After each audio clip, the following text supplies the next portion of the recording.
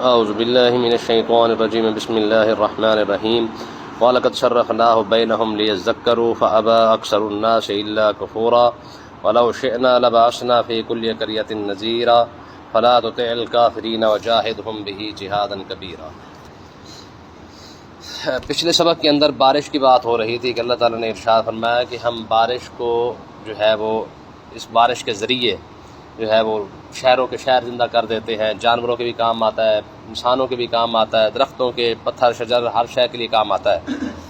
آگے اللہ تعالیٰ نے ارشاد فرمایا کبھی تم نے غور کیا ہے وَلَقَدْ صَرَّفْنَاهُ بَيْنَهُمْ، فرمایا کہ ہم اس بارش کو لوگوں کے درمیان پھیرتے رہتے ہیں، آج یہاں پہ ہے، کل وہاں پہ ہے، پرسوں وہاں پہ ہے، ٹھیک ہے جی۔ فرمایا کہ یہ ایک ہی جگہ پہ بارش نہیں برستی ہے، فرمایا کہ تم غور کر کے دیکھو کہ ہم بارش کو لوگوں کے درمیان یوں سمجھ لیں تقسیم کر کے رکھا ہوا ہے کہ آج اس شہر کے اندر برسے گی، کل اس شہر کے اندر، پرسوں اس کے اندر، چوتھ اس کے اندر، ٹھیک ہے۔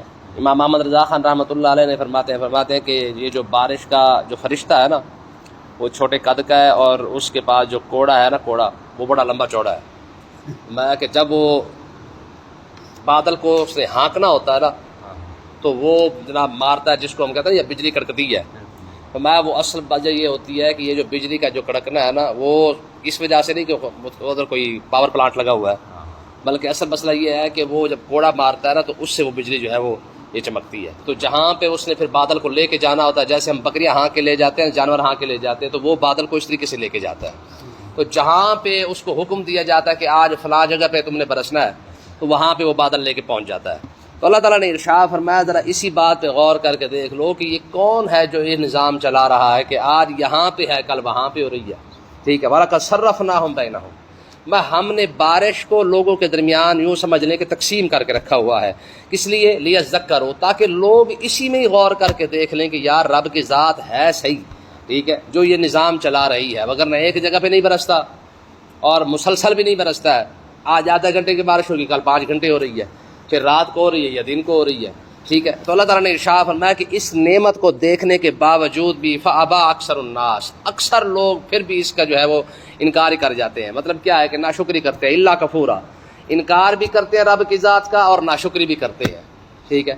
یعنی اس نعمت کو دیکھ کر بھی رب بندے کو یاد نہ آئے، ٹھیک ہے، تو پھر بندہ کیا کرے؟ فرمایا کہ غور کرنے کے لیے تو یہی بات ہی کافی ہے کہ کم سے کم اتنی بات کوئی دیکھ لیتا کہ یار مالک کی ذات موجود تو ہے نا، کم سے کم کہ یار اتنی بڑے نظام کو جو ہے وہ چلا رہی ہے۔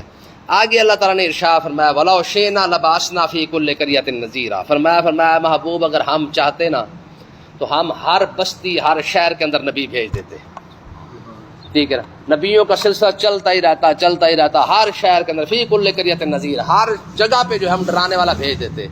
لیکن جو ایک سلسلہ تھا نبوت کا وہ کیونکہ آپ پر ختم کرنا تھا، تو آپ سے پہلے جتنے نبی آئے ہیں وہ تو شہروں کے اندر بھی، بستیوں کے اندر بھی، اور ایک ایک شہر کے لیے 9 نبی، ایک ایک بستی کے لیے 8 نبی آئے ہیں۔ تو فرمایا ہم نے پہلے جو سلسلہ چلایا تھا وہ الگ الگ تھا، ہر نبی کی اپنی امت تھی۔ تو اب کیونکہ ہمارا مراد یہ تھی کہ ہم، حکمت یہ ہے کہ ہم چاہتے تھے کہ روئے زمین صرف ایک امت ہو، ٹھیک ہے۔ اب یہاں پہ مختلف امتیں نہ بنے، صرف ایک امت ہو، اور وہ تبھی ممکن ہے جب اس کو نبی اس کا ایک ہو۔ تو اللہ تبارک و تعالیٰ نے ارشاد فرمایا محبوب اب ساری زمانے کا بوجھ ہم نے اپنے آپ کے محبوب کے کندھے پر ڈال دیا ہے۔ اچھا ذرا یہ بڑا کمال کا ایک نقطہ ہے، ذرا سوچنے والی بات ہے کہ جب دنیا بھی تھوڑی تھی، آبادی بھی تھوڑی تھی، تو نبی زیادہ ہے، ٹھیک ہے۔ آبادی بھی کم تھی لیکن نبی زیادہ آتے رہے، 10 5 7 8 نبی اکٹھے آتے رہے، اور ان کی جو ڈیوٹی تھی وہ بھی بہت کم تھی۔ یعنی شہر کے اندر ہے، کسی کی بستی کے اندر ہے، کوئی نبی تو اپنی قوم کے لیے آیا ہے، کوئی نبی اپنے ہمسایوں تک آیا ہے، لیکن ان کا جو ہے معاملہ تھا وہ بہت کم تھا۔ اور جو اللہ تعالیٰ کا اپنا خاص محبوب ہے، جب اس کی باری آئی تو ساری کائنات اٹھا کے کندھے پہ ڈال دی۔ حالانکہ حق بنتا تھا کہ چلو بھی محبوب کے لیے تو آسانی پیدا کی جاتی، لیکن نہیں، فرمایا اللہ تعالیٰ نے جب درجہ بڑا دیا نا، امام الانبیاء کا ہے، محبوب کا ہے، تو فرمایا محبوب کے ذمہ پھر رب نے ساری دنیا اٹھا کے جو ہے وہ رکھ دی ہے۔ فرمایا محبوب اب آپ نے ہی اس کی ذمہ داری اٹھانی ہے، ٹھیک ہے۔ آقا علیہ الصلوۃ والسلام، یہ بخاری پاک کی جو حدیث پاک ہے نا کہ جبریل علیہ الصلوۃ والسلام کو دیکھ کر حضور علیہ الصلوۃ والسلام جب گھر آئے اور اماں خدیجہ الکبریٰ کو کہا کہ زملونی کہ مجھے چادر اوڑھ دیں، جو خوف محسوس کیا، علماء فرماتے ہیں کہ وہ جبریل کو دیکھ کر خوف نہیں محسوس کیا تھا، کیونکہ جبریل تو ویسے حضور کا خادم ہے۔ کہتے خوف کس بات کا محسوس کیا آقا علیہ الصلوۃ والسلام نے؟ میں وجہ یہ تھی کہ آقا علیہ الصلوۃ والسلام نے جب دیکھا نا کہ اتنی بڑی ذمہ داری میرے سر پہ آ پڑی ہے، تو میں کہ صرف اس بات کا خوف تھا کہ کیا پتہ اللہ جانے کہ میں اس ذمہ داری کو نہ نبھا سکا تو پھر کیا بنے گا. یعنی کیونکہ نبی کی بھی ذمہ داری ہے نا کہ نبی نے پیغام پہنچانا اور سب تک پہنچانا ہے. ٹھیک ہے، یہی وجہ ہے کہ کریم آقا علیہ الصلوۃ والسلام نے جب ارد گرد جب سارا جناب اسلام پھیل گیا تو آپ نے کیا کیا، آپ نے بادشاہوں کو خط لکھے فرمایا میں تمہارے لیے بھی نبی بن کے آیا ہوں، اگر کلمہ پڑھو گے تو اللہ تعالیٰ تمہیں ڈبل ثواب عطا فرمائے گا، تمہارا بھی ثواب عطا فرمائے گا، تمہاری رعایا کا بھی ثواب عطا فرمائے گا. ٹھیک ہے، نہیں پڑھو گے تو پھر اس کے بعد تم جانو تمہارا کام جانے، میں نے تم تک پیغام پہنچا دیا ہے. تو اس وقت کے جو بادشاہ تھے آقا علیہ الصلوۃ والسلام نے ان کو بھی خط لکھ کے اپنا پیغام حضور نے پہنچا دیا تھا. تو یہ ڈر تھا کہ یار اگر مالک کی جو دی ہوئی ذمہ داری ہے یا ڈیوٹی ہے اگر اس کے اندر کوئی کمی بیشی نہ ہو جائے. ٹھیک ہے، تو آگے اللہ تبارک و تعالیٰ نے ایک اور بات ارشاد فرمائی، فرمایا محبوب ہم اگر چاہتے تو ہم ہر ایک بستی کے لیے نبی بھیج دیتے، لیکن ہم نے کیونکہ ایک امت اب بنانا تھا تو اب ہماری حکمت یہ تھی، خواہش یہ ہے، منشا یہ ہے کہ اب ساری کی ساری جو دنیا کے اندر جتنے بھی بندے لوگ رہتے ہیں وہ سارے کے سارے ایک امت بن کر رہیں. اب ہوا کیا، کفار مکہ نے آقا علیہ الصلوۃ والسلام کے سامنے ایک بات رکھی. انہوں نے کہا جناب آپ ہمارے بتوں کو برا نہ کہیں، ہم آپ کو بادشاہ بنانے کے لیے تیار ہیں اور متفقون بادشاہ بناتے ہیں. ٹھیک ہے، کسی کا اختلاف نہیں ہوگا، پورے عرب کے جتنے قبیلے ہیں سارے کے سارے آپ کو بادشاہ مانیں گے. اور باقی رہا مسئلہ پیسوں کا، خزانے کا، تو ہم آپ کے پاس اتنا پیسہ جمع کر دیں گے کہ آپ سے کبھی ختم ہی نہیں ہوگا. دو چیزیں ہیں، بادشاہت بھی آپ کو ملے گی اور پیسہ بھی.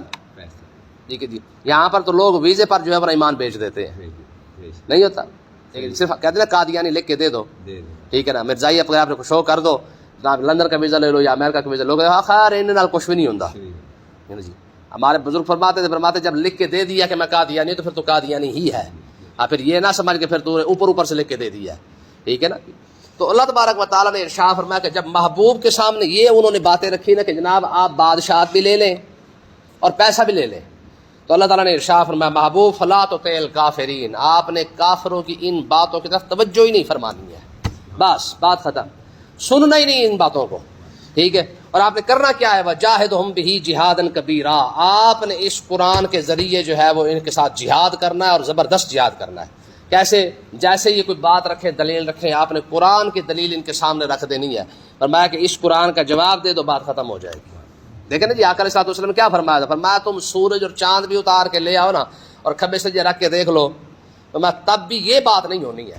اب اگلی بات دیکھیں، ان کی ڈیمانڈ یہ تھی کہ جناب آپ ہمارے بتوں کو برا نہ کہیں، باقی جو آپ کرتے رہے، قل یا ایھا الکافرون ہے نا، لا اعبد ما تعبدون وغیرہ والی آیت جو سورت جو ہے وہ بھی اس کے اسی زمرے کے اندر آ جاتی ہے کہ کافروں نے یہ ایک مرتبہ تو یہ کہا تھا، انہوں نے کہا جناب آپ اپنی عبادت کریں، ہم آپ کو نہیں روکتے، آپ اپنی عبادت کریں، اپنے خدا کو مانیں، آپ نے سارا کچھ کریں، بس مسئلہ یہ ہے کہ صرف ہمیں نہ چھیڑیں. ہم جو 360 کے آگے جھکے یا 780 کے آگے جھکے، آپ نے ہمیں نہیں چھیڑنا ہے، باقی آپ جو مرضی کرتے رہے. مسئلہ یہ نہیں ہے کہ آپ ایک خدا کو مانتے ہیں، مسئلہ یہ ہے کہ آپ ہمیں بھی برا کہتے ہیں. گل سمجھ آئی؟ یہ بات ہے کفار مکہ کی. اور آج کا مسلمان پتہ کیا کہتا ہے، کہتا ہے جناب کسی نے کچھ نہ کو. سمجھ آئی؟ وہ سوچ وہی بات آج تک چل رہی ہے. کل کافر کہتا تھا جی سانو کچھ نہ کو، جو مرضی کریے، اور آج کا مسلمان بھی کہتا کہ جناب جو مرضی تقریر کرے بس اس میں ہمیں نہ چھیڑے. سوچ تو وہی ہے. اب دیکھیں نا لا الہ الا اللہ کی جو بنیاد ہے، پہلے الا اللہ بعد میں آتا ہے، پہلے تو لا الہ ہے. ٹھیک ہے نا، کہ کوئی خدا نہیں ہے. اب مخالفت تو ہوگی سب کی، اب اس میں عیسائیوں کی بھی مخالفت ہو گئی ہے، یہودیوں کی مخالفت ہوگی، ہندو تو ویسے ہی فارغ ہے. ٹھیک ہے جی، سکھ تو ویسے ہی فارغ ہو گیا، بدھ مت ہے، جتنے بھی مطلب دنیا کے اندر مذاہب ہے، لا الہ نے آ کے تو سب کے ساتھ مخالفت تو کر دی. مخالفت یہ نا لا الہ، کوئی خدا نہیں ہے. ٹھیک ہے، تو اس لیے اگر کوئی شخص یہ سمجھتا ہے کہ جب سیدھی تقریر اور کوئی کسی کو کچھ نہ کہا جائے تو یہ فلسفہ ہی غلط ہے، یہ بات ہی غلط ہے. آقا علیہ الصلوۃ والسلام کو انہوں نے کہا کہ جناب آپ جو مرضی کریں بس ہمیں نہ چھیڑیں. ٹھیک ہے بھئی، کیسے نہ چھیڑیں؟ آپ کو بھی خدا کے گھر کے اندر تو بت رکھے ہوئے ہیں. تو اس کا مطلب یہ ہے کہ دیکھیں قرآن ہے نا، قرآن آپ دیکھیں، قرآن کے پڑھنے کی جو ترتیب ہے وہ یہ ہے کہ پہلے اعوذ باللہ پڑھا جاتا ہے، بعد میں اللہ کو رحمان الرحیم کہا جاتا ہے، بسم اللہ الرحمن الرحیم پڑھا جاتا ہے. اگر سوچے نا بندہ تو حق بنتا تھا کہ پہلے بسم اللہ پڑھا جاتا، بعد میں اعوذ باللہ پڑھا جاتا. یعنی اللہ تعالیٰ کو پہلے رحمان کہا جاتا، رحیم کہا جاتا، اس کے نام سے جو شروع کرتا تو حق بنتا تھا کہ پہلے بسم اللہ ہوتا بعد میں اعوذ باللہ ہوتا، کیونکہ اس میں شیطان مردود سے پناہ مانگنے والی بات ہے، لیکن اس میں تو رحمان اور رحیم کہنے والی بات ہے اور اللہ کے نام سے شروع بھی تھا. لیکن اللہ تعالیٰ نے ارشاد فرمایا نہ، یہ شروع کرنے والا مسئلہ بعد میں کر لیتے، پہلے میرے دشمن کو دشمن تو سمجھ، ٹھیک ہے جی، پہلے میرے دشمن کو مردود کہے، اسے شیطان کہے، تب جا کے مجھے رحمان اور رحیم کہے. اس کا مطلب یہ ہے کہ یہ جو میٹھی میٹھی تقریریں ہیں نا، یہ بعد میں ہو جاتی ہے، پہلے جو ہے وہ پورا ایک بار رندہ پھیرنا پڑتا ہے قوم کو. نہ پھیرا جائے تو قوم کا تو ویسے بیڑا غرق ہوا پڑا ہے. دیکھ لیں جنت کی بات آ جائے تو ان کو سبحان اللہ نہیں ختم ہونے پہ آتی ہے. ٹھیک ہے جی، ان کو آپ کہیں نا جی بس آقا علیہ الصلوۃ والسلام نے آپ کی شفاعت فرمانی ہے تو ٹاپ ٹاپ جنت ہے، ٹھیک ہے، لیکن سبحان اللہ پاویں نماز نہ پڑھا. بات سمجھیے کہ نہیں؟ یعنی قوم تو پہلے اس باتوں پہ لگی ہوئی ہے، اس میں شک نہیں ہے. حضور کی شفاعت بھی برحق ہے، ہمیں سہارا ہی حضور کی شفاعت کے، ہمارے پاس وہ ہے ہی کچھ نہیں ہے. لیکن کہنے کا مقصد یہ ہے کہ یہ مطلب تھوڑی تھا کہ جناب اللہ حضور کی شفاعت ملے گی تو باقی سارا کچھ چھوڑ دیا. اب دیکھیں نا میراج شریف آ گیا 12 ربیع الاول آ گئے کل پرسوں، ٹھیک ہے. اب ساری رات محنتیں بھی کریں گے، جھنڈیاں لگائیں گے، مرچیں لگائیں گے، لائٹنگ کریں گے، سارا کچھ کریں گے، دیگیں پکائیں گے، لنگر پکائیں گے، ٹھیک ہے. یہ نبی کی آمد کی خوشی ہے، ٹھیک ہے. اور نبی نے جو حکم دیا ہے ان کو کون مانے گا؟ سمجھے کہ نہیں؟ یعنی مطلب یہ ہے کہ ہمارے پاس جو استغفر اللہ، یہ ہمارے بزرگ ہیں انہوں نے یہ بات کی تھی، وہ کہتے ہیں ہمارے پاس جو میلاد ہے وہ بھی ابو لہب والا ہے. ابو لہب کو حضور کی آمد کی خوشی تو ہوئی ہے، لیکن جو حضور لائے ہیں اس کی خوشی نہیں ہوئی. بات میں جا رہی ہے.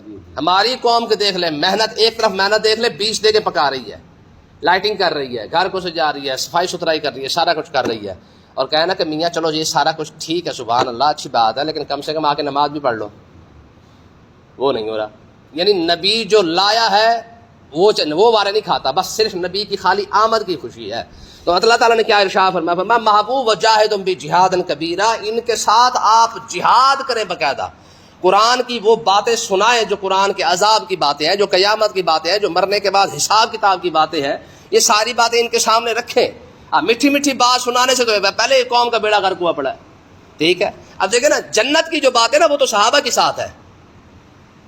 ذرا آپ غور کر کے دیکھیں نا جنت میں کی جو باتیں ہیں نا وہ تو آقا علیہ السلام نے جو ہے وہ صحابہ کے سامنے کی ہیں.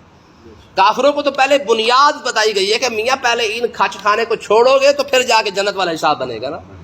بندہ کھڑا بھی بتوں کے آگے ہے اور اسے کہا جائے کہ جناب نہیں جی آپ پہلے آپ آئے آپ کو جنت مل جائے گی. جنت ایسے نہیں مل جائے گی، پہلے ان بتوں کو چھوڑنا پڑے گا، پہلے رب کو ماننا پڑے گا. ٹھیک ہے.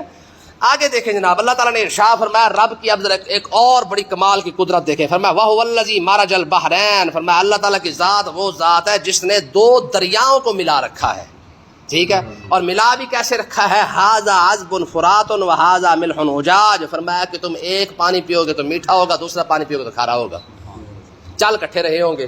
ٹھیک ہے. لیکن وَجَعَلَ بَيْنَهُمَا بَرْزَخًا وَحِجْرًا مَحْجُورًا. فرمایا اللہ تعالیٰ نے فرمایا کہ میں نے اس کے اندر اس کی قدرت یہ ہے کہ اس نے ان 2 پانیوں کے درمیان برزخ ایک آڑ بنا رکھی ہے، پردہ ہے. ٹھیک ہے. وَحِجْرًا مَحْجُورًا، اور ایک بڑی مضبوط رکاوٹ ہے. کیا مطلب ہے؟ اب تو اب ویڈیو آ چکی ہے، سوشل میڈیا کا دور ہے. ٹھیک ہے. اب ہوا کیا کہ اب آپ سمندر کو دیکھ لیں، 2 سمندر آپس میں جناب والا چل رہے ہیں، لیکن مجال ہے کہ ایک کا پانی دوسرے کے اندر آ بھی جائے، اور آ بھی جائے تو ملے گا نہیں. اس کی موٹی سی مثال آپ اپنے یہاں پہ دیکھ لیں. آپ یہاں پہ جناب والا بور کریں پانی میٹھا ہے، ٹھیک 10 فٹ پہ آگے جا کے بور کرے پانی کھارا نکل آتا ہے، حالانکہ نیچے پانی ہے.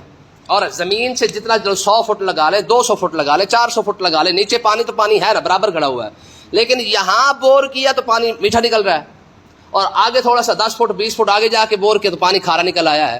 میں کوئی ذات تو ہے نا جس نے نیچے پانی 10 فٹ کی وجہ سے بھی ایک جگہ پہ کھارا نکل رہا ہے، دوسری جگہ پہ میٹھا نکل رہا ہے. یہ کس نے جو ہے وہ یہاں میٹھا نکالا اور وہاں پہ کھارا نکالا ہے؟ اب تو حیران کن بات یہ ہے کہ اب تو جناب والا کمال یہ ہوا ہے کہ سمندر کے بیچوں بیچ میٹھا پانی موجود ہے.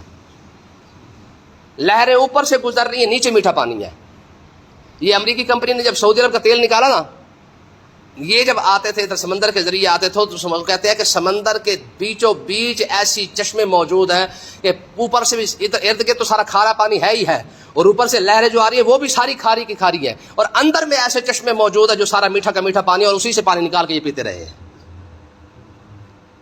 آپ کو سوچ سکتا ہے یار کہ رب کی ذات کے کیسا کمال اور قدرت ہے. فرمایا اللہ کی ذات کا ذرا حساب تو دیکھو، وہ کیسی قدرت والی ذات ہے کہ سمندر کے بیچوں بیچ بھی پانی جو ہے وہ میٹھا موجود ہے. اور یہ 16ویں صدی کے اندر جو ہے وہ یہ بھی ایک ہمارے بزرگوں نے لکھا تھا کہ جو خلیج فارس ہے نا، اس کے اندر فرمایا ایسے پانی کے چشمے سمندر کے اندر موجود ہے کہ ہم جگہ جگہ پہ ہم جہاں پانی ہمیں ختم ہوتا تھا ہمیں پتہ ہوتا تھا کہ فلاں لہر کے نیچے پانی موجود ہوگا. کہتے کہ ہم وہاں پہ جہاز لے جاتے یا کشتی لے جاتے، اور جب وہ لہر ختم ہو جاتی تو وہاں سے نیچے سے ہم جو ہے وہ اوپر سے پانی کھارا چل رہا ہے، ارد گرد بھی کھارا پانی ہے، کوئی دیوار نہیں، کوئی جناب اللہ وہ نہیں لگا، درمیان میں میٹھا پانی موجود ہے، ہم وہاں سے پانی نکال کر پیا کرتے تھے. اب اس سے بڑی کوئی بات ہو سکتی ہے؟ ٹھیک ہے. تو فرمایا اتنی بڑی رب کی یہ قدرت موجود ہے کہ اتنا بڑا تمہارا خالق اور مالک ہے کہ جو سمندر کے پانی کو بھی دوسرے پانی میں نہیں ملنے دیتا ہے. تو باقی تو ساری بات چھوڑو نا، پھر ایسی ذات کو نہیں ماننا تو کس کو ماننا ہے؟ یہ بھی چل رہا ہے آگے. اللہ پاک سمجھنے کی توفیق عطا فرمائے.